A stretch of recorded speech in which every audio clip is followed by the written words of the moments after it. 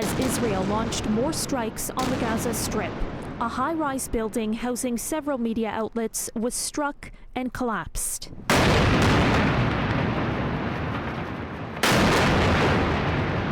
Inside this building were the offices for the Associated Press and Al Jazeera. Journalists say they were given time to evacuate.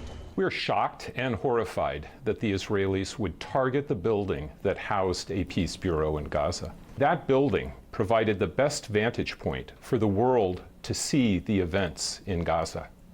And now that building is destroyed. Israel Defense Forces say the building also housed Hamas military intelligence and used the media outlets as human shields.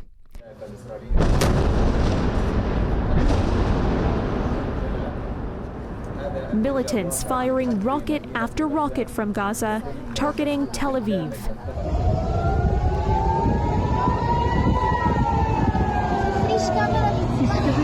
The warning sirens going off in Israeli cities non-stop.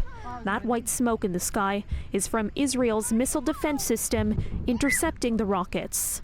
But a direct hit on a residential building killed one person, taking the Israeli death toll to at least 10. Hamas says the attack was in direct retaliation for the airstrike that killed 10 members of this infant's family, gathered to celebrate the end of Ramadan in a refugee camp. The baby was the lone survivor. Well over 100 Palestinians have died this week.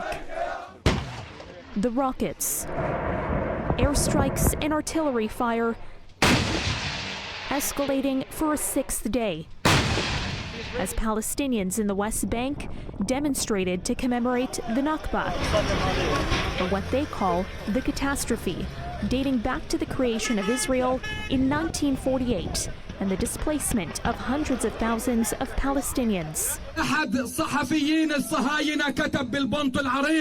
A top Hamas leader told a rally in Qatar they will not retreat in the face of attacks by Israeli troops. Israel has responded forcefully to these attacks, and we will continue to respond forcefully. Mediation efforts have begun, with an American envoy now on the ground to help negotiate a pause in fighting. The White House says President Joe Biden spoke separately to both the president of the Palestinian Authority and Israel's prime minister. But so far, international calls for de-escalation appear to have had no impact. This image here, capturing a night sky now all too common. On the right, rockets fired from Gaza. On the left, Iron Dome missiles unleashed by Israel, intercepting them. Tomorrow, the United Nations Security Council meets to discuss the violence. Caryn Ceolin, CityNews.